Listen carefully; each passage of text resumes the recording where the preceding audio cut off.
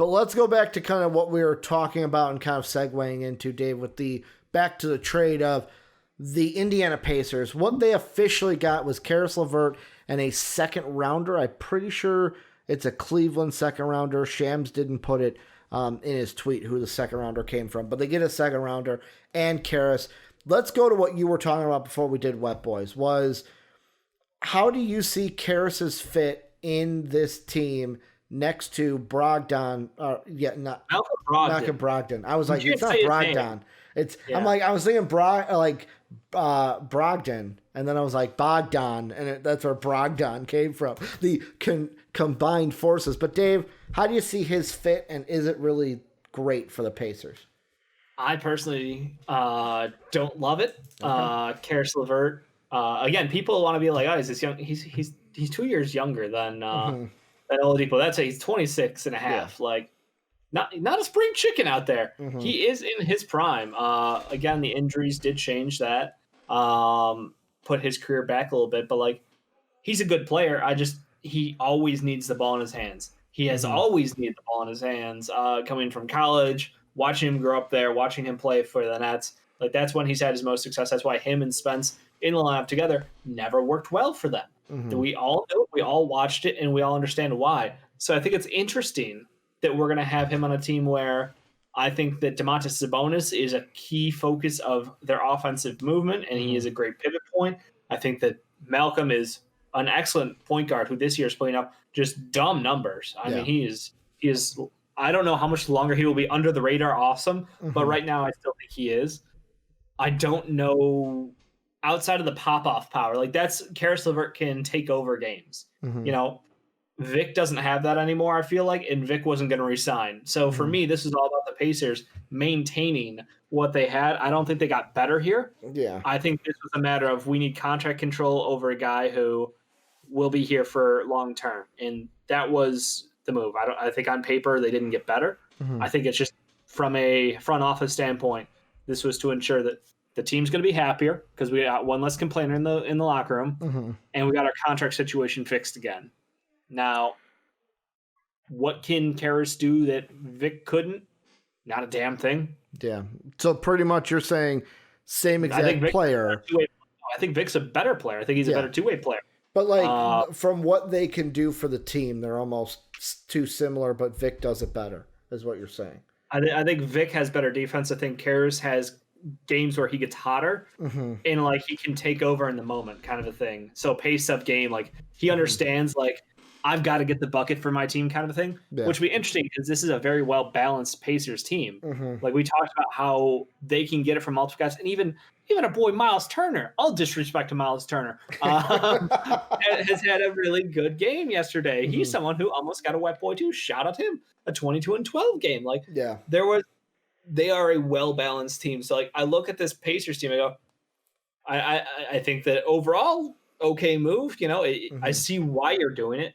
I don't think it makes you a better team today, but maybe in the long run, it sets you up for better success.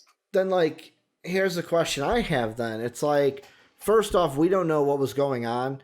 And, like, if the Rockets were going to make the trade with the Sixers and get Ben, were they going to want to give up Ben? Or was Ben going to be a Rocket? I think the plan would have been Ben Rocket, move Maxey and Halliburton and something else maybe to try to get Vic. I feel like Vic was always in the Rockets' target. It was just a matter of, like, how do we achieve A plus B? Can we? Which, yet again, you think about if you're the Pacers, that would have been crazy if they could have pulled off a deal where they ended up with Ben Simmons and Victor Oladipo on the same team at the same time. Woo! Yeah, then you'd have, what, John, Ben, Vic, and Boogie? Or are you saying one of them have to move? I don't know. You might have had to move on from some other piece there to pay for Victor Oladipo, but still, that would have been very impressive nonetheless. Yeah, and I mean, what, the contract difference, so Caris is at 16.2, then 17.5, and then 18.7. So he's under contract for the next 3 years. Vic's contract this year was, what, 28? No, 21. I was thinking too high. Yeah. 21 on the dot. So what, you're only saving $5 million, which I guess $5 million is $5 million. That's a fucking, like, if you want to throw that in free agency at like a like I don't even want to say like Garrett Temple free agent like the Bulls got this year, but like a free agent that's not going to be like super expensive. You now have that leeway to do that. And like this Pacer team, like I kind of agree with you to where everything I've read from Pacer fans on Twitter is that they're happy. They're like, oh man, Caris is going to work so well next to Brogdon. But now I'm starting to think it's like, are you happy in telling yourself that because you're just happy Victor Oladipo is gone because he doesn't want to be there or didn't want to be there? There's also the thing of like, I looked at this and I went, yeah, I like Caris LeVert. I like what he can do. I really don't like. I don't look at the Pacers as like, man, look at them in the playoffs now with Caris. They're gonna. It's just like all right, like they can make some noise in the playoffs in the first round, but I really don't see them as like a. I think they're a team they are deep enough to go after an Eastern Conference Finals. I think they could upset teams because they can get it. Okay. You got two bigs. Mm-hmm. Name another team in the East outside of the Cavs with two bigs. Yeah. Well, now the Cavs with two bigs. Well, three bigs. The Cavs got like 7 bigs now. Yeah. They're gonna play that Kings lineup of 5 centers eventually. Kings lineup.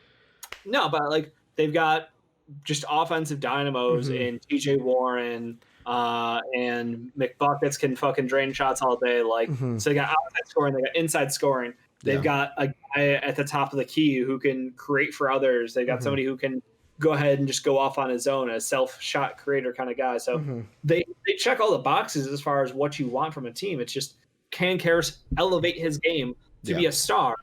And that would be awesome. That's what could take this team over the top is if he can take another step forward with them. Because outside of that, like I think they are. I think they're a team that can compete for the Eastern Conference Finals. What was I going to say that? There was something. It was like I've been watching Caris. I remember the Caris OG draft. Like I was rooting for both those motherfuckers. Like I don't care about their injuries, guys. These are two guys who are absolutely too talented. Like they're 100% worth taking higher than they were. Caris we're talking to you and Sean about that. Caris was Michigan, right? Yeah, he was a University of Michigan kid. I thought he played for Michigan. But yeah, I remember that draft because both of them Big Ten guys. OG from Indiana got injured. Caris from Michigan. And it's like, that's always the thing with like guys. It's like, how's this injury going to set you back? But like, the only thing that makes me go, with what you were saying is, maybe my personal thing is I don't think Eastern Conference Finals. I always saw them as a second round team, like a one and doneer. Like you can upset the first team, then you'll lose to probably. Well, the way they're playing right now, there could be a top 4 team in the East, Ricky. Depends on who they play. You know what I'm saying? Like they could end up at, depending on right now the fucking records are like this with how close they are. It's like tangled and finish close. That way too. Yeah, and that's what I'm saying. Like one game could separate 6 from 1, and that's a little bit of an exaggeration, but it's not. To where it's like, see like 3 to 7 be one game. Where it's like, it's that close of a margin, and you're playing the 2 seed rather than the 8 seed. And if they have to go up against like if they have to go up against like the Sixers, the Celtics, the Nets in the first round, then I would say they're a dog in that race. But like if they're a top 4 team, they could win the first round. Then in that second round, it's going to be like, okay, can Caris elevate his game? Can this team come together and win a series? I don't necessarily see that, but I didn't see that with Vic. That's what I'm saying. Like, I didn't see that with Vic, and the Caris ad doesn't make me think less of the Pacers or more of the Pacers.